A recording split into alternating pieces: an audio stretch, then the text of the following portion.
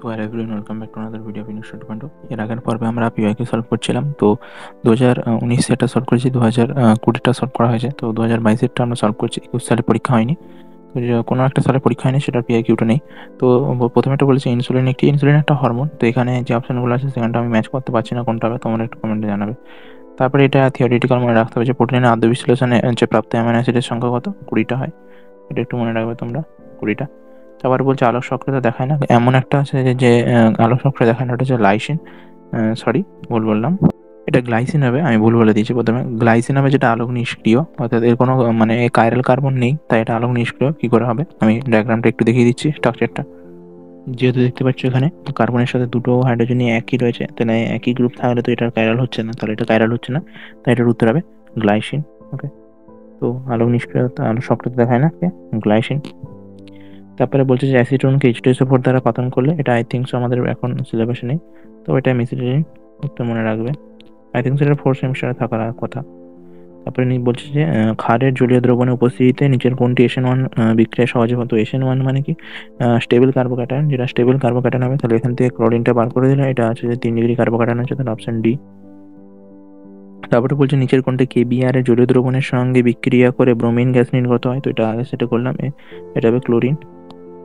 তারপরে বলছে যে 25 ডিগ্রি উষ্ণতায় বিশুদ্ধ জলের মোলারিটি কত, এটা হবে 5.55। এটা ইন্টারেস্টিং। এটা তোমরা কি করে আসবে, আমি শর্টকাট বলে দিই। এটা মানে কত, 1000 গ্রাম, 1000 ডিভাইডেড বাই জলের কত ভর, মোলার ভর কত 18, এটাতে ভাগ করলে 55.55, এটাই আনসার আসবে। ওকে, এই পর্বে আমি 2023-এরটা সলভ করে দিচ্ছি। তো এখানে বলেছে যে নিচের কোনটি দ্রাবক বিকর্ষী কোলাইড অর্থাৎ লায়োফোবিক, লায়োফোবিক বলেছে, তাহলে সমস্ত সলগুলোই হয়, তাহলে এখানে গোল্ড সল উত্তর হবে। দ্বিতীয় নম্বরটা বলেছে কোন হ্যালোজেনটি হাইড্রোসিডকে কাঁচ পাত্রে রাখা যায় না, কোন হাইড্রোসিডকে কাঁচ পাত্রে রাখা যায় না, HF কাঁচ পাত্রে রাখা যায় না, HF কাঁচ পাত্রে রাখলে বিক্রিয়া করে ফেলে, ওই জন্য এটা রাখা যায় না। তারপর 3 নম্বর প্রশ্নখানটা যেটা বলেছে যে নিচের পরিবর্তনটি সবচেয়ে উপযুক্ত যে বিকারকটা দিলে সুবিধা হবে। এখানে দেখো সেকেন্ড ডিগ্রি ব্রোমাইড রয়েছে, এখানে ব্রোমিড আছে, এটা থেকে তার মানে এটা E2 অপনয়ন হয়েছে, তার মানে এখানে দেখতে পাচ্ছ ডবল মান হয়েছে, তার মানে এটা অপনয়ন হয়েছে। তো অপনয়নের ক্ষেত্রে সব থেকে ভালো হচ্ছে যে কি অ্যালকোহলীয় KOH, অপশন সি। তারপরে এখানে প্রশ্নটা দিয়েছে যে নিম্নলিখিত কোন যৌগটি Br2H2 এর সঙ্গে বিক্রিয়াতে 2,4,6 ট্রাইব্রোমোফেনল উৎপন্ন করবে, তো এখানে অপশন বিও করবে, অপশন সিও করবে, এগুলো তোমাদের সমস্ত বইতে রয়েছে। অপশন ডিও করবে, কিন্তু শুধুমাত্র অপশন এটা করবে না, তার option is the right answer. বইতে রিয়াকশনটা দিয়ে রয়েছে, তোমরা একটু দেখে নেবে। তারপরে বলেছে যে ক্ষারকগুলির মধ্যে কোনটি আয়রনতে অনুপস্থিত, এটা তোমরা অবশ্যই কমেন্টে জানাবে, এটা অনেকবার করিয়েছি। তারপরে 6 নম্বর প্রশ্নটা বলছে নিচের কোন বা কোনগুলি জৈব বিশ্লেষ্য পলিমার, তো জৈব বিশ্লেষ্য পলিমার তোমাদের বইতে রয়েছে, এটা হয় PHBB হয়, একটা হচ্ছে নাইলন 2, নাইলন 6 হয়, তাহলে অপশন ডি আনসার। ওকে, এরপর 2024 সালের প্রশ্নটা সলভ করে দিচ্ছি।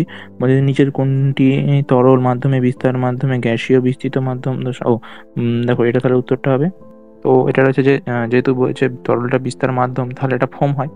ওকে, তারপর 2-এরটা আগের সেটা করেছি, তোমরা কমেন্টে জানাবে।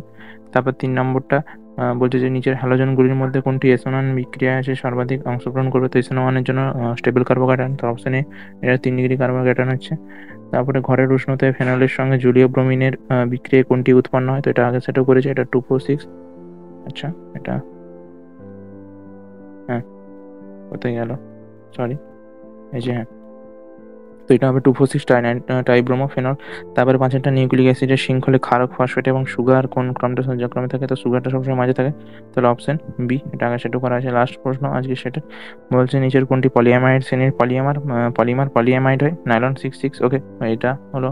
তো 2024-23 এবং আমরা সলভ করলাম 2022-2019-এর ভিডিও রয়েছে, এই 3টে সেট আজকের ভিডিওটাতে সলভ করলাম।